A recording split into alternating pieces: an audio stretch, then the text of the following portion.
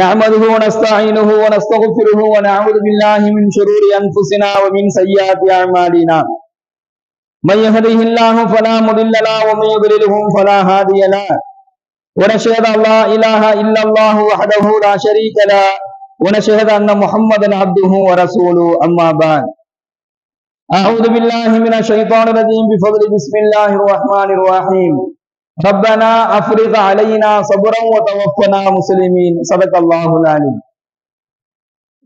ربنا أفرغ علينا صبرا எங்கள் இறைவா எங்கள் மீது பொறுமையை பொழிவாயாக வதவஃபனா முஸ்லிமீன் முஸ்லிம்களாக எங்களை மரணிக்க செய்வாயாக.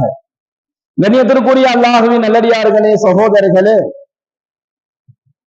நபிகள் நாயகம் ஸல்லல்லாஹு அலைஹி வஸல்லம் அன்னவர்கள் கடுமையான கோபத்தில் இருக்கக்கூடிய ஒரு மனிதன் அந்த கோபத்தை அந்த நேரத்தில் அவன் கட்டுப்படுத்த நினைக்கும் பொழுது அல்லது அதற்காக வேண்டி முயற்சி செய்யும் பொழுது அல்லாஹ் அவனுக்கு உதவி செய்கிறான் என்பதாக பெருமானார் ஸல்லல்லாஹு அலைஹி வஸல்லம் சொல்லி காண்பிக்கின்றார்கள். கடுமையான கோபம் இருக்கக்கூடிய நேரத்துல அந்த கோபத்தால் தான் என்ன செய்ய போகிறோம் அல்லது என்ன நடக்க போகிறது என்கின்ற அந்த ஒரு நிலை தெரியாத அந்த தடுமாற்றத்தில் இருக்கும் பொழுது அந்த கோபத்திலிருந்து அவன் வெளியேறுவதற்காக வேண்டி அவன் செய்யக்கூடிய முயற்சிகள், அந்த கோபத்தை கட்டுப்படுத்துறதுக்காக வேண்டி அவன் செய்யக்கூடிய அந்த முயற்சிகள், அப்படி ஒரு அடியானை செஞ்சான் அப்படின்னு சொன்னா அல்லாஹ் அந்த அடியானுக்கு உதவி செய்யறான். அந்த கோபத்தை விட்டு அந்த அடியானை என்ன செஞ்சிருவான், அல்லாஹ் பாதுகாத்துருவான். இது பெருமானார் ஸல்லல்லாஹு அலைஹி வஸல்லம் சொல்றாங்க.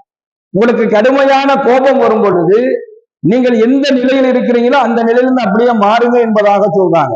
உதாரணத்திற்கு பெருமானார் ஸல்லல்லாஹு அலைஹி வஸல்லம் சொல்லி தருகின்றார்கள், நீங்கள் நின்ற நிலையிலே உங்களுக்கு கோபம் வரும் பொழுது நீங்கள் அமர்ந்து கொள்ளுங்கள் என்பதாக குறிப்பிடுவார்கள். நீங்கள் அமர்ந்த நிலையில் உங்களுக்கு கோபம் வரும் பொழுது நீங்கள் படுத்துக் கொள்ளுங்கள் என்பதாக குறிப்பிடுவார்கள். நீங்கள் படுத்த நிலையிலும் உங்களுக்கு கோபம் குறையவில்லை என்று சொன்னால் அந்த இடத்தை விட்டு நீங்க வெளியேறுங்க. இல்லைன்னு சொன்னா கோபம் அதிகமாக வரும் பொழுது நீங்கள் என்ன செய்யுங்க, தண்ணீர் அருந்துங்க. இதெல்லாம் கோபத்தை குறைப்பதற்காக வேண்டி நாயகம் ஸல்லல்லாஹு அலைஹி வஸல்லம் அன்னவர்கள் சொல்லி தந்த வழிமுறைகளாக நாம் ஹதீஸ்களில் பார்க்கிறோம். கண்ணியமிக்க சகோதரர்களே, இது கோபம் வரும் பொழுது நாம் பொறுமையை மேற்கொள்ள வேண்டியது. அதே போன்று சில நேரங்களில் கடுமையான நெருக்கடிகளும் சுமைகளும் ஏற்படும் பொழுதும் என்ன செஞ்சிடக்கூடாது, பொறுமையை இழந்தவர்களாக மனிதன் மாறக்கூடாது. அது அல்லாஹ் குர்ஆன்ல சொல்றான். உங்களுக்கு கடுமையான நெருக்கடிகள் சோதனைகள் எல்லாம் உங்களுக்கு வரும். உங்களுடைய பொருளாதாரங்களை கொண்டு அல்லாஹ் சோதிப்பேன் என்பதாக சொல்றான். உங்களுடைய குடும்பத்தை கொண்டு உங்களை சோதிப்பேன், உங்களுடைய மனைவி உங்கள் பிள்ளைகளை கொண்டு உங்களை சோதிப்பேன். அந்த சோதனையின் மூலமாக என்ன செஞ்சிடக்கூடாது, அந்த வரக்கூடிய அந்த நெருக்கடி அந்த சோதனைகளின் மூலமாக பொறுமையை இழந்துவிடக்கூடாது.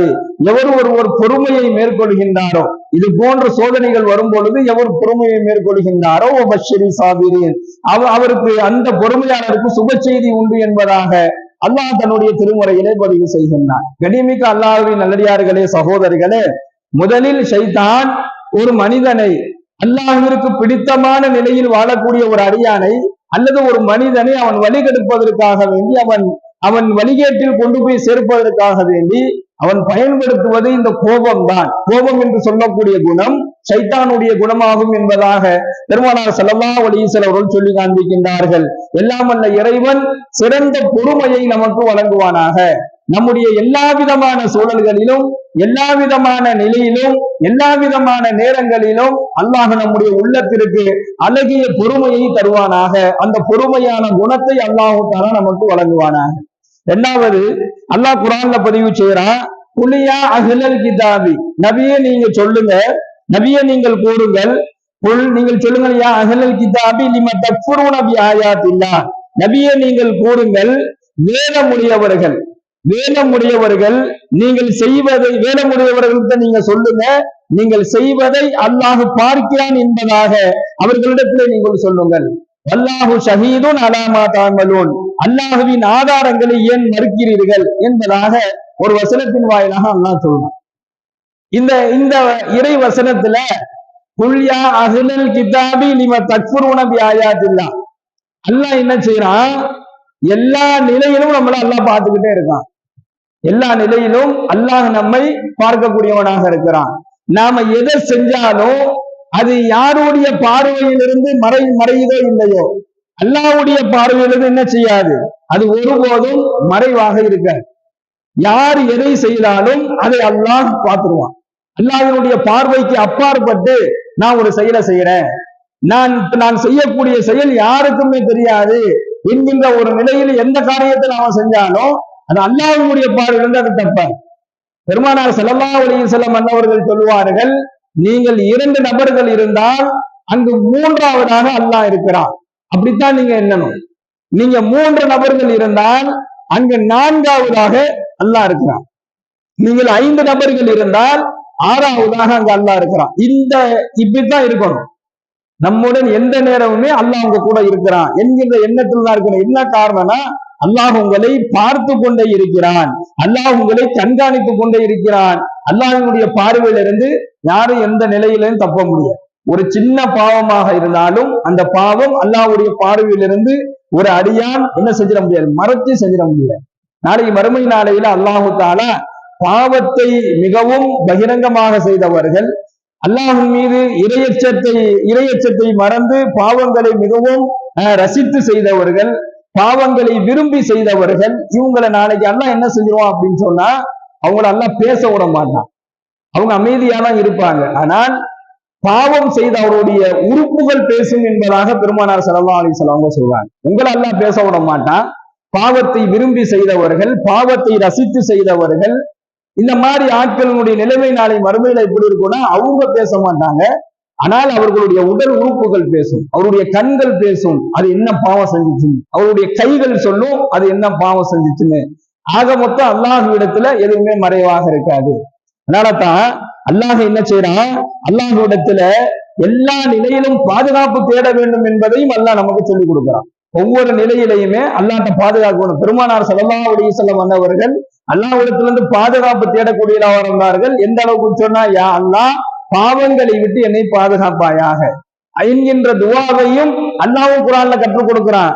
பெருமானார் ஸல்லல்லாஹு அலைஹி வஸல்லம் கேட்பாங்க, அல்லாஹ்விடத்துல ஒவ்வொரு நேரத்திலும் ஒவ்வொரு நிலையிலும் நீங்க என்ன செய்யுங்க, பாவம் மன்னிப்பு கேட்டுக்கிட்டே இருங்க. காரணம் என்ன அப்படின்னு சொன்னா, அல்லாஹுவை தவிர நம்மை பாதுகாப்பவர் யாருமே கிடையாது. அல்லாஹுவை தவிர பாதுகாப்பது யாரும் கிடையாது. ஒரு நன்மையான காரியத்தை நாம செய்யறதுக்கும் அல்லாஹ்வுடைய நாட்டம் வேணும். ஒரு நன்மையான காரியங்களை இந்த உலகத்துல நாம செய்து அதை அல்லாஹ் மக்பூலாக அதை கபூலாக்கி கொள்வதற்கு என்ன செய்யணும், அல்லாஹ்வுடைய நாட்டம் தேவைப்படும். யாரு வேணாலும் என்ன செஞ்சிடலாம், தொழுதுறலாம். ஆனால் அந்த தொழுகை அல்லாஹ்விடத்துல மக்பூலாக அது கபூல் செய்யப்பட்டதா, அது ஏற்றுக்கொள்ளப்பட்டதா அப்படின்னு சொன்னா அது அல்லாஹ்வினுடைய நாட்டத்துல கொண்டுதான் இருக்கு. நோன்பு என்பது யாரு வேணாலும் வைக்கலாம். ஆனால் அந்த நோன்பு அல்லாஹ்விடத்துல மக்பூல் ஆயிடுச்சா இல்லையாங்கிறது நமக்கு தெரியாது. அது அல்லாஹ் யாரை நாடுகிறானோ, யாருடைய இபாதத்தை அல்லாஹ் புரிந்து கொள்கிறானோ அது அல்லாஹ்வினுடைய கையில இருக்குது. அதனாலதான் பெருமானார் ஸல்லல்லாஹு அலைஹி வஸல்லம் அன்னவர்கள், நீங்கள் ஒவ்வொரு நாளும் அல்லாஹ்விடத்துல எல்லா நிலையிலும் பாதுகாப்பு தேடுங்க. ஒரு நல்ல அமல்கள் செய்யும் பொழுது கூட அல்லாஹ்விடத்துல பாதுகாப்பு தேடணும். யா அல்லாஹ், இந்த நல்ல காரியத்தை நான் செய்வது உங்களுடைய பாதுகாப்பை கொண்டு. பெருமானார் ஸல்லல்லாஹு அலைஹி வஸல்லம் அன்னவர்கள் அல்லாஹ்விடத்துல முதலில் பாதுகாப்பை தேடிக்கொள்வார்கள். எல்லா விதமான சூழல்களை விட்டும் எல்லா விதமான நிலைகளை விட்டும் அல்லாஹ்விடத்துல பாதுகாப்பு தேடிட்டு தான் எந்த ஒரு காரியத்தையுமே அவர்கள் செயல்படுத்துவார்கள் என்பதாக நாம் அவர்களுடைய வாழ்க்கை வரலாறுகளை எடுத்து பார்க்கிறோம். கண்ணியமிக்க அல்லாஹ்வின் நல்லடியார்களே, சகோதரர்களே, எல்லாம் வல்ல இறைவன் இந்த உலகத்துல வாழும் பொழுதும் இந்த உலகத்தை விட்டு பிரியும் பொழுதும் அல்லாஹ் அவனுக்கு பிடித்த வாழ்க்கையை வாழ்ந்து அவனுக்கு பிடித்தவர்களாக மரணிக்கக்கூடிய ஒரு நல் பாக்கியத்தை அல்லாஹ் நம்ம அனைவருக்கும் வழங்குவானாக. சிறந்த பொறுமையை நமக்கு வழங்குவானாக. வாயுதாவானா அல்ஹம்துலில்லாஹி ரப்பில் ஆலமீன். அஸ்ஸலாமு அலைக்கும் வரஹ்மத்துல்லாஹி வபரகாத்துஹு. சுப்ஹானல்லாஹி வபிஹம்திஹி சுப்ஹானக்கல்லாஹும்ம வபிஹம்திக வனஷ்ஹது அல்லா இலாஹா இல்லா அன்த வனஸ்தக்ஃபிருக வனதூபு இலைக். சுப்ஹான ரப்பிக ரப்பில் இஸ்ஸத்தி அம்மா யசிஃபூன் வஸலாமுன் அலல் முர்ஸலீன் வல்ஹம்துலில்லாஹி ரப்பில் ஆலமீன். ஸல்லல்லாஹு அலா முஹம்மது ஸல்லல்லாஹு அலைஹி வஸல்லம். ஸல்லல்லாஹு அலா முஹம்மது ஸல்லல்லாஹு அலைஹி வஸல்லம். ஸல்லல்லாஹு அலா முஹம்மது யா ரப்பி ஸல்லி அலைஹி வஸல்லம்.